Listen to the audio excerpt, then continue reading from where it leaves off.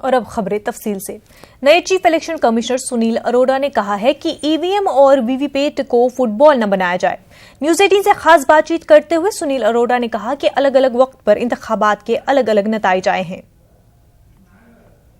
2019 की लोकसभा चुनाव की घोषणा में 3 महीने से भी कम का वक्त बचा है। 5 राज्यों के चुनाव की समाप्ति हो चुकी है और चुनाव आयोग अपनी तैयारी में जुट गया है कि लोकसभा चुनाव को कैसे सफल बनाया जाए।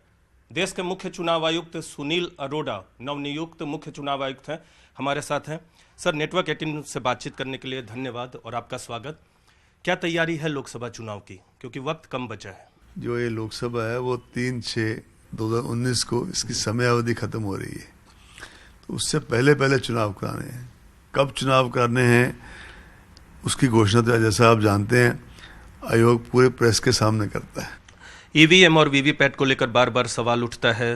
क्या लोकसभा चुनाव के लिए कितने ईवीएम्स या वीवीपैट्स की एफएलसी हो चुकी है, कितने राज्यों में पहुंच चुके हैं, क्योंकि अब वक्त तो कम ही बचा है? सब कुछ समयावधि से चल रहा है। ईवीएम पे बार बार सवाल उठता है 3 राज्यों के नतीजों के बाद, जिसमें कांग्रेस पार्टी की सरकार बनी जिन राज्यों में, उसके बाद कांग्रेस अध्यक्ष राहुल गांधी ने प्रेस कॉन्फ्रेंस किया और ये सवाल फिर भी किया कि ईवीएम पर सवाल बना हुआ है, मतलब ईवीएम पे अभी भी विश्वास नहीं है। लेकिन ईवीएम वीवीपैट का एट द सेम टाइम मैं बड़ा विनम्रता से निवेदन कर भी रहा हूँ, करना भी चाहता हूँ और करूँगा भी कि हम ईवीएम वीवीपैट को फुटबॉल ना बनाएं। 2014 से आप ले लें, अलग अलग टाइम पे अलग अलग रिजल्ट्स आए, तो क्या ऐसा है कि जब एक्स रिजल्ट आए तो ईवीएम वीवीपैट सही है और वाई रिजल्ट आए तो उसमें कोई खामियां हैं? ऐसा तो नहीं हो सकता ना। तो ईवीएम्स के ऊपर बार बार क्या कहा जाता है उसको तो मैं नहीं रोक सकता, मैं रोकने का अधिकार भी नहीं है। लेकिन जैसे मैंने कहा, हमारी तो एक सबसे विनम्र यही सब स्टेक होल्डर से निवेदन है कि अगर कोई और ऐसी चीज़ें जो हमें करनी चाहिए उनके संज्ञान में हो तो हम उसको भी लूप होल को प्लग करने के लिए तैयार हैं। न्यूज 18 इंडिया से बातचीत करने के लिए धन्यवाद सर। तो ये थे मुख्य चुनाव आयुक्त सुनील अरोड़ा। लोकसभा चुनाव की तैयारियां चल रही हैं, जब तैयारी पूरी होगी तो मीडिया के सामने चुनाव की घोषणा अगले साल होगी, लेकिन अगले 3 महीने से पहले ही चुनाव की घोषणा होने की उम्मीद है, क्योंकि पिछले बार यानी 2014 में 4 मार्च को लोकसभा चुनाव की घोषणा हुई थी और मल्टी फेज में ही चुनाव होगा। कैमरा पर्सन नसीब सिंह के साथ नीरज कुमार, न्यूज 18 इंडिया, दिल्ली। आज दिल्ली में बिहार महागठबंधन की मीटिंग है। ये मीटिंग राहुल गांधी की सदारत में होगी। मीटिंग में सीटों की तकसीम और लोकसभा इंतखाबात की तैयारियों के हवाले से बातचीत होगी। जराये के हवाले से ये भी खबर आ रही है कि आरएलएसपी सदर उपेंद्र कुशवाहा भी इस मीटिंग का हिस्सा बन सकते हैं। एनडीए छोड़ने के बाद से कुशवाहा लगातार कांग्रेस लीडरों के राब्ते में है। खबर मिल रही है कि कुशवाहा बाकायदा बिहार महागठबंधन का हिस्सा बन सकते हैं। ये भी दावा किया जा रहा है कि महागठबंधन के राब्ते में रामविलास पासवान भी हैं।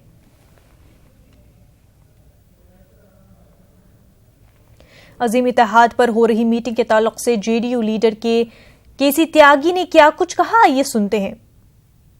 कांग्रेस पार्टी अपने कुनबे को भी संभालने में नाकामयाब है। महागठबंधन में भी सब कुछ ठीक नहीं है। अच्छा हो पहले वो अपने घर को संभालें। बिहार में अजीम इत्तेहाद के ताल्लुक से हमारे नुमाइंदे अनूप गुप्ता ने बीजेपी लीडर शहनवाज हुसैन से बातचीत की। 2019 लोकसभा चुनाव को लेकर बिहार में एक बड़ा महागठबंधन बनने जा रहा है। अभी बात करने के लिए हमारे साथ हैं बीजेपी के राष्ट्रीय प्रवक्ता शहनवाज हुसैन। सर, एक बड़ा महागठबंधन बिहार में, आपको लगता है इससे नुकसान होगा? देखिए, महागठबंधन की महाहार होनी है। बिहार में एक शब्द निकला है महागठबंधन, वो तब था जब आरजेडी के साथ जेडीयू जुड़ा था। बिहार में बड़े दल के तौर पर राजद जदयू का जब गठबंधन हुआ तो महागठबंधन कहा गया। अब तो वहां पर महाशब्द का दुरुपयोग हो रहा है। बीजेपी जेडीयू और रामविलास जी का गठबंधन है और यही गठबंधन 40 की 40 लोकसभा सीट बिहार के आने वाले लोकसभा के चुनाव में जीतेगा। रालोसपा नेता जब हमारे साथ थे तो पहली बार संसद में उनको मौका मिला, भारत सरकार में मौका मिला, और वो हमसे अलग हुए हैं तो वो डूबता हुआ जहाज है महागठबंधन, कुछ नहीं होने वाला। भारतीय जनता पार्टी और जेडीयू और लोजपा मिलकर लड़ेंगे और उनको हम पराजित करेंगे। लेकिन जो ये महागठबंधन बन रहा है उसमें आपके दो पुराने साथी भी जा रहे हैं, उपेंद्र कुशवाहा, जीतन राम मांझी। आपको लगता है इसकी वजह से आपके जनाधार में थोड़ी समस्या हो सकती है? नहीं, पहले भी जब पिछला लोकसभा चुनाव हम लोग लड़े थे तो जीतन राम मांझी जी तो उस वक्त हमारे साथ गठबंधन में नहीं थे। अभी हम लोगों को पिछले लोकसभा चुनाव में हमारे साथ नीतीश कुमार जी नहीं थे। इस बार नीतीश कुमार जी के आने से हम 40 की 40 सीट जीतेंगे। लेकिन सर, जिस तरह से चिराग पासवान ने बयान दिया, लग रहा है कि आपके खेमे में बहुत ज्यादा एकता नहीं है, दूसरे जगह लोग ज्यादा जा रहे हैं। देखिए, हमारे खेमे में पूरी एकता है। हम अपने सहयोगी का पूरा सम्मान करते हैं और रामविलास पासवान जी की पार्टी लोक जनशक्ति पार्टी हमारी भरोसे की साथी है और वो इस सरकार में सम्मानित मंत्री हैं और उनको पूरा सम्मान मिला है और सम्मान देंगे। तो ये थे बीजेपी के वरिष्ठ नेता, बिहार बीजेपी के वरिष्ठ नेता, राष्ट्रीय प्रवक्ता सैयद शाहनवाज हुसैन। इनका साफ तौर से कहना था कि जो भी गठबंधन बन जाए, लेकिन इस बार बिहार में बीजेपी, जेडीयू और लोजपा का गठबंधन ही 40 के 40 सीटों में जीत दर्ज कराएगी। कैमरामैन जगदीश गौतम के साथ अनूप गुप्ता, न्यूज 18 नेटवर्क, दिल्ली। जतिन राम मांझी की पार्टी के लीडर रिजवान ने दावा किया है कि रामविलास पासवान भी बिहार महागठबंधन में शामिल होंगे। जी देखिए, देश का जो माहौल है और देश में जो चुनावी परिणाम आए हैं 5 राज्यों के, उससे राजनीतिक जो मौसम है वो पूरी तरह से बदल गया है। कल तक ये मौसम एनडीए के लिए सुहाना था, आज एनडीए के लिए काली रात है। और रामविलास पासवान जी राजनीतिक मौसम के बड़े वैज्ञानिक माने जाते रहे हैं। वो खुद भी कहे हैं कि हम राजनीति के बड़े मौसम वैज्ञानिक हैं। तो उनके पुत्र ने मौसम को भांप लिया है और हमारे संपर्क में लोक जनशक्ति पार्टी के बड़े चेहरे हैं, बड़े नेता हमारे संपर्क में हैं। उन्होंने स्पष्ट किया है कि आप इंतजार कीजिए, क्योंकि माहौल बनाना पड़ेगा ना आने के लिए।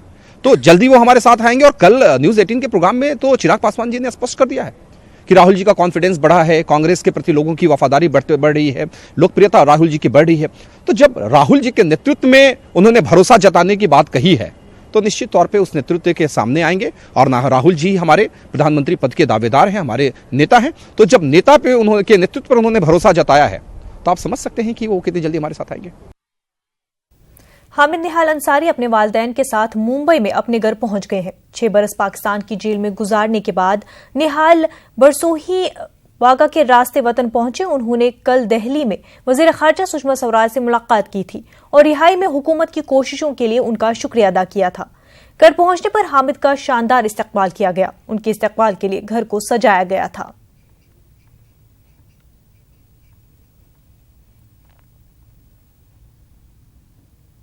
शुरू में ऑब्वियसली मैं थोड़ा सा परेशान था कि मैं कब लौटूंगा या नहीं, मुझे नहीं पता था। लेकिन धीरे धीरे एक उम्मीद बनती गई और फिर जब एक एहसास आ गया कि भाई अब घर जाना है, उम्मीद मैंने नहीं छोड़ी और मैं मुसलसल फिर दुआएं करता रहा।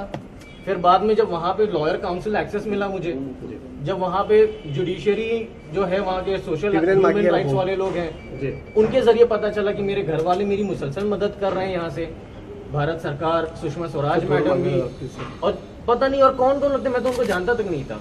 तो इतने ज्यादा लोगों का जब मुझे पता चला कि ये लोग मुझे सपोर्ट कर रहे हैं, और ये लोग जब हमारी सरकार कन्विंस थी कि नहीं हामिद अंसारी बेगुनाह है। पार्लियामेंट के दोनों ऐवानों की कार्रवाई में आज भी खलल पड़ रही है। राज्यसभा में अपोजिशन अरकान रफाल मामले पर हंगामा करते रहे। पार्लियामेंट के सरमाई इजलास का आज 8वां रोज है। राज्यसभा को एक बार फिर कल तक के लिए मुलतवी कर दिया गया, जबकि लोकसभा की कार्रवाई में भी खलल पड़ रही है। लोकसभा कार्रवाई पहले 12 बजे तक के लिए और फिर 2 बजे तक के लिए मुलतवी कर दी गई।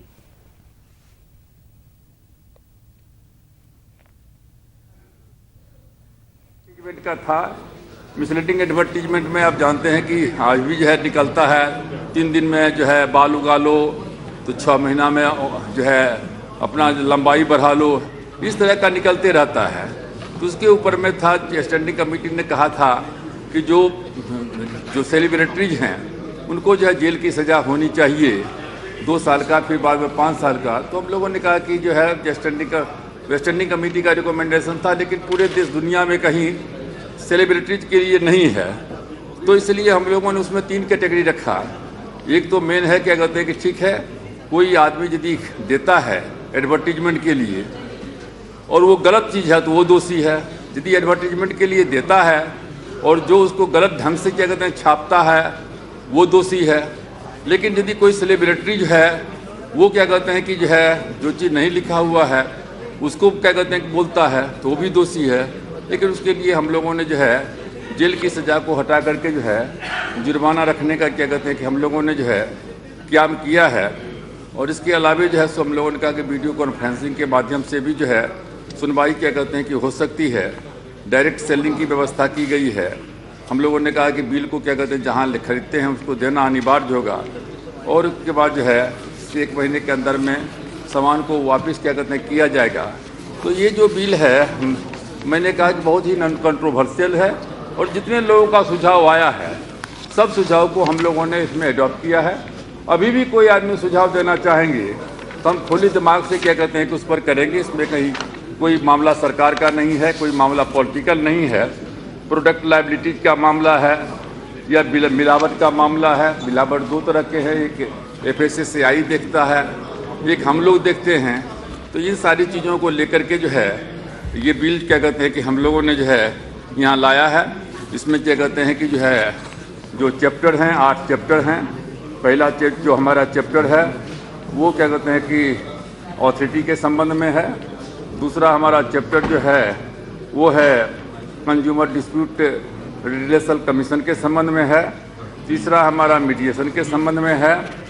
और, क्या कहते हैं कि चौथा जो है एक है, कहते हैं, प्रोडक्ट लायबिलिटी के संबंध में।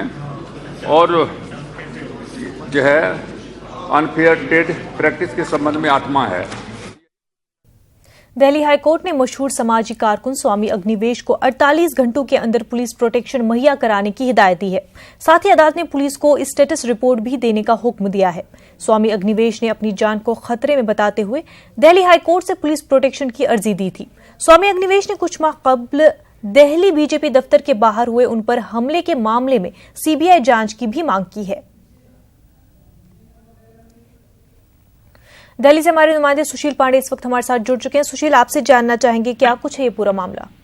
जी देखिए, स्वामी अग्निवेश के साथ बीजेपी के कुछ कार्यकर्ताओं ने मारपीट की थी, जिसको लेकर उन्होंने फिलहाल दिल्ली हाईकोर्ट का रुख किया है। उन्होंने अपनी याचिका में ये मांग की है कि इस पूरे मामले की जो जांच है वो CBI से कराई जाए और जो केस फिलहाल दूसरी अदालतों में चल रहा था इससे संबंधित, उसका ट्रांसफर दिल्ली करा दिया जाए, क्योंकि उनकी जान को खतरा है और उन्हें लगातार धमकियां मिल रही हैं।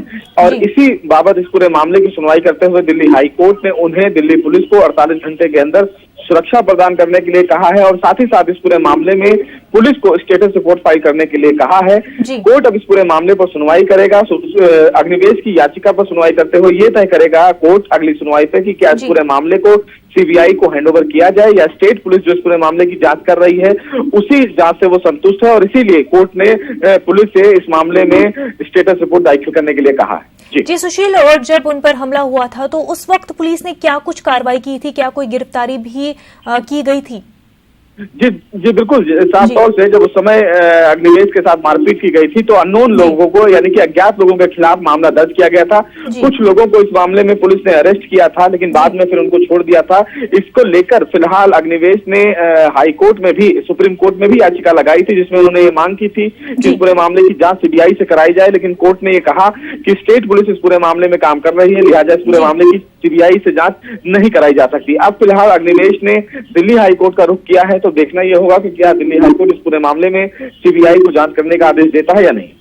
जी बिल्कुल सुशील, बहुत बहुत शुक्रिया आपका हमारे साथ बात करने के लिए। आगे बढ़ते हैं। महाराष्ट्र में प्याज किसानों को बड़ी राहत मिली है। महाराष्ट्र काबीना ने 150 करोड़ रुपया प्याज किसानों के लिए बतौर राहत मंजूर किया है। किसानों को प्याज का MSP 200 रुपया फी क्विंटल मिलेगा।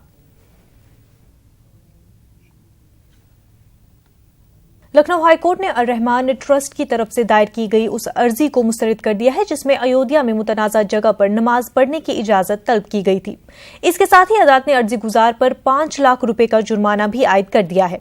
अदालत के मुताबिक अर्जी गुजार का मकसद तनाव पैदा करना था और ऐसे में अदालत का वक्त जाया हुआ है।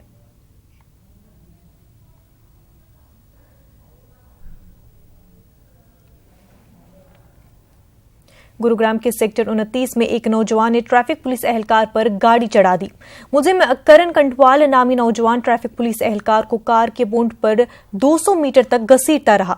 पुलिस ने मुलजिम करण कंठवाल गिरफ्तार कर लिया है। मुलजिम करण कंठवाल दिल्ली का रहने वाला है और वो खुद को पुलिस अफसर का रिश्तेदार भी बताता है। पुलिस पूरे मामले की तफ्तीश कर रही है।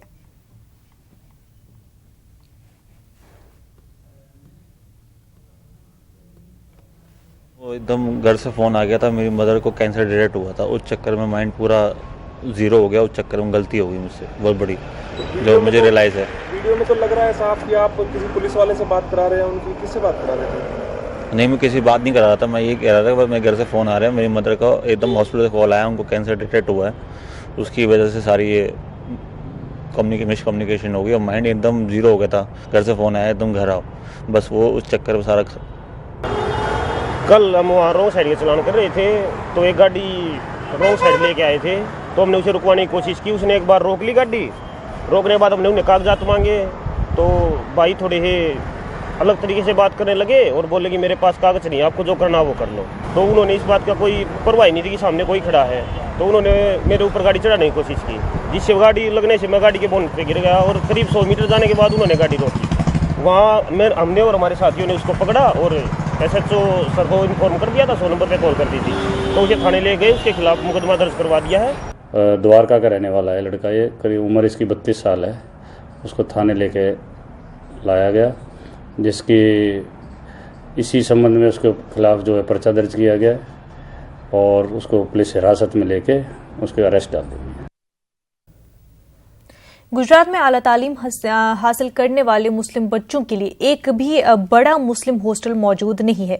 इस ताल्लुक से गुजरात वक्फ बोर्ड ने अहमदाबाद के सरखेज और जोहापुरा इलाके में मुस्लिम बॉयज और गर्ल्स हॉस्टल तामीर कराने का ऐलान किया है। गुजरात वक्फ बोर्ड और सरखेज रोजा कमेटी और मस्तूरात सेवा ट्रस्ट के शानदार पहल से मुस्लिम बरादरी के लोगों में खुशी का माहौल देखने को मिल रहा है। पेश है अहमदाबाद से हमारे नुमाइंदे आरिफ आलम की एक खास रिपोर्ट। अहमदाबाद में मुसलमानों की अच्छी खासी आबादी होने के बावजूद अच्छी सहूलियात वाला एक भी मुस्लिम हॉस्टल नहीं है, जिसकी वजह से मुस्लिम बच्चों को काफी परेशानियों का सामना करना पड़ता है और काफी तलबा तो यहाँ हॉस्टल न होने की वजह से आला तालीम हासिल ही नहीं कर पाते। कई मामलों में मुस्लिम मुआशरे के बच्चे गैर मुस्लिम हॉस्टल में रहना पसंद नहीं करते। इन तमाम परेशानियों को देखते हुए सरखेज रोजा कमेटी और मस्तूरात सेवा ट्रस्ट ने वक्फ बोर्ड की गुज़िश्ता माह हुई मीटिंग में एक प्रपोजल रखा, जिसके तहत अहमदाबाद के सरखेज इलाके में एक मुस्लिम बॉयज हॉस्टल और जोहापुरा में एक मुस्लिम गर्ल्स हॉस्टल तामीर करवाने का फैसला किया गया। इस सिलसिले में गुजरात वक्फ बोर्ड के चेयरमैन सज्जाद हीरा ने अपनी खुशी का इजहार किया है। वहीं इस ताल्लुक से सरखेज रोजा कमेटी के सदर अबरार अली सैयद ने कहा कि मुस्लिम मुआशरे के बच्चों को तालीम की सख्त जरूरत है और तालीम के साथ ही बाहर से आए हुए तलबा को रहने के लिए हॉस्टल का होना भी बेहद जरूरी है। जब हमारे बोर्ड का गठन हुआ तब से हमारी ये कोशिश रही है कि कुछ ऐसा करे जो मुस्लिम समाज को इसका फ़ायदा मिले। ये सोच के हमने सबसे पहले ये डिसीजन लिया कि ये अभी ज़रूरत है समाज के लिए। इसके लिए हमने नज़र लगाई सब ट्रस्टी ऊपर, तो ये सरखेज वाले दावत दी कि चलो हमारे पास लैंड है, आप इसके ऊपर बनाइए। हॉस्टल के साथ साथ एक छोटा सा हॉल भी हो ताकि लोग उसका भी फ़ायदा उठा सके, माशरा उसका भी फ़ायदा उठा सके। ऐसा कुछ हमने एक प्रोजेक्ट शुरुआत की है।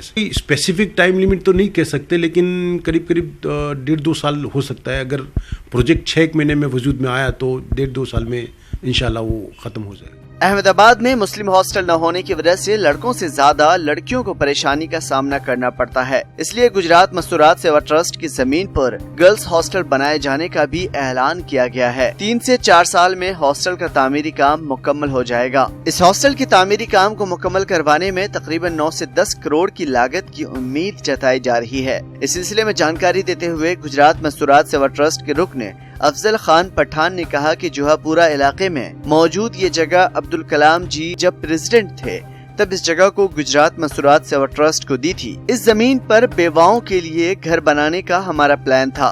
जो पढ़ लिख कर कुछ बन सकती हैं उनका ड्रॉप आउट हो जाता है। तो उस फैसिलिटी को वो अच्छे बच्चियां अवेल करें, उसके लिए हमारे साथ गुजरात राज्य वक्फ बोर्ड ज्वाइंट हुआ है और इसमें वो हमारी लिमिट तो नहीं लेकिन कुछ हैंडसम अमाउंट के हिसाब से फाइनेंशियल मदद करने वाले हैं। सरखेज और जोहापुरा इलाके में मुस्लिम हॉस्टल शुरू होने की खबर के बाद इस इलाके में रहने वाले मुस्लिम बिरादरी के लोग खुशी का इजहार कर रहे हैं। इस सिलसिले में जोहापुरा इलाके के म्युनिसिपल काउंसिलर हाजी मिर्जा अशरार बैग ने कहा कि इलाके में हॉस्टल बनवाने का मुतालबा गुज़िश्ता कई बरसों से किया जा रहा था। हमारी आवाज तंजीम के कन्वेनर कौसर अली सैयद ने कहा कि मुस्लिम तंजीमों ने शानदार काम किया है और इस काम से मुस्लिम बच्चे और बच्चियों को तालीम हासिल करने में आसानियां फराहम होंगी। नाज़रीन, इस वक्त एक बड़ी खबर सामने आ रही है। एलजेपी लीडर चिराग पासवान ने लिखा खत। वजीर आजम और वजीर खजाना को नोटबंदी मामले पर लिखा खत। नोटबंदी से क्या क्या हुआ फायदा, मांगी जानकारी। जराये के हवाले से खबर। नाज़रीन, आपको बता दें एलजेपी लीडर चिराग पासवान ने खत लिखा है। वजीर आजम और वजीर खजाना को नोटबंदी मामले पर चिराग पासवान ने ये खत लिखा है। नोटबंदी से क्या क्या फायदा हुआ है, इस बात की जानकारी तलब की है चिराग पासवान ने। हमारे नुमाइंदे दिवाकर इस वक्त हमारे साथ बराह रास्त जुड़ चुके हैं। दिवाकर, आपसे जानना चाहेंगे क्या कुछ है पूरा मामला। देखिए, अपने व्यूअर्स को हम एक्सक्लूसिव जानकारी दे रहे हैं कि जो लोजपा सांसद चिराग पासवान है उन्होंने पत्र लिखा है प्रधानमंत्री और वित्त मंत्री को, फाइनेंस मिनिस्टर और प्राइम मिनिस्टर को कि नोटबंदी को लेकर जो फायदे हैं वो क्या क्या हैं, क्या क्या लाभ हुआ है, इसकी जानकारी सार्वजनिक होनी चाहिए। और उन्होंने नोटबंदी जब था तो उन्होंने जमुई में जो तकलीफ हो रही थी, नोटों को लेकर जो तकलीफ हो रही थी उसको लेकर भी उन्होंने अपनी चिंता जाहिर की थी। तो चिराग पासवान ने जो हमारे सूत्र हैं वो बता रहे हैं कि चिराग पासवान ने पत्र लिखा है प्रधानमंत्री और फाइनेंस मिनिस्टर को, फाइनेंस मिनिस्टर और प्राइम मिनिस्टर को। उसमें वो जानना चाह रहे हैं कि जो भी केंद्र सरकार की योजनाएं हैं, चाहे किसानों को लेकर है, चाहे युवाओं को लेकर है या नोटबंदी को लेकर जो फायदे हैं उसको सार्वजनिक किया जाना चाहिए, क्योंकि अब वक्त आ गया है लोकसभा चुनाव को लेकर और उन्हें जनता के प्रति जवाबदेही है उनकी एक रिप्रेजेंटेटिव होने के नाते। तो उन्हें वो सारी चीज़ें सार्वजनिक की जानी चाहिए और जवाब देना चाहिए कि सरकार ने अगर जनता के हित में फैसले लिए हैं तो उसके फायदे क्या क्या है। जी, और कहीं ना कहीं चिराग पासवान इस खत के जरिए एनडीए से बाहर होने का इशारा तो नहीं दे रहे।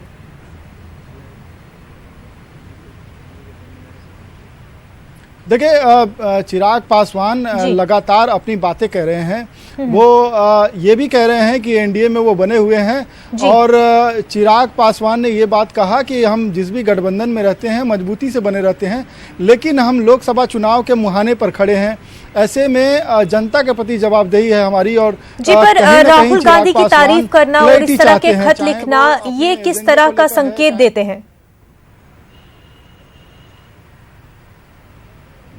देखिए, चिराग पासवान ने कहा है कि जिस तरीके से अपोजिशन हर मुद्दे पर एक साइकोलॉजिकल बढ़त लेती जा रही है, तो ये बढ़त क्यों नहीं हम लोग ले पा रहे हैं। उन्होंने इसी क्रम में कहा है कि पर्सनल अटैक से बचना चाहिए और राहुल गांधी पहले से ज़्यादा सकारात्मक दिखते हैं। राहुल गांधी अपने मुद्दे भी वो बेहतर तरीके से हमसे चुन रहे हैं। तो कहीं ना कहीं चिराग पासवान ये तस्दीक कर रहे हैं कि एनडीए को समय रहते जो हमें जिस बात की संभावना या आशंका दिख रही है कि हमें नुकसान हो सकता है या 5 राज्यों में, बहुत बहुत शुक्रिया आपका तफसीलात फराहम करने के लिए। नाज़रीन, इस बुलेटिन में फिलहाल इतना ही। आदाब।